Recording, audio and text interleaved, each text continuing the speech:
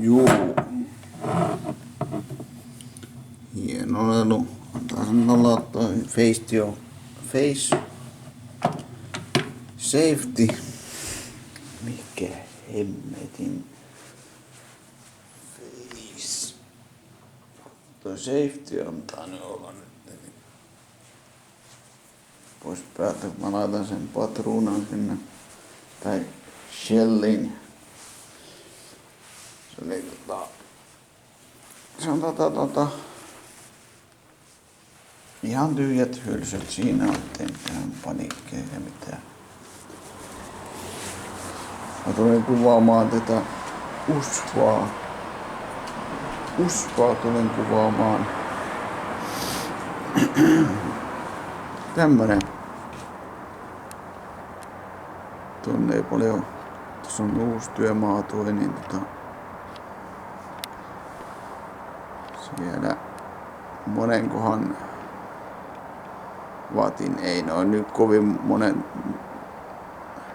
ei ne ainakaan kilowattia syö tommotteet, että no niitä kirkosledejä noin nykypäivän jutskat ja niin poispäin.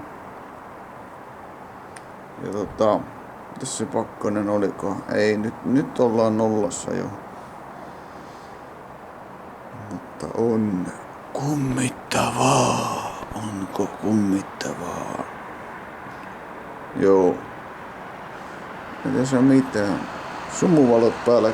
Heittääköhän moni muuten ihminen sumuvaloja. Pitää muuten katsoa, onko tolla sumuvalot päällä. Ihan siis niinku piruttaa niinku.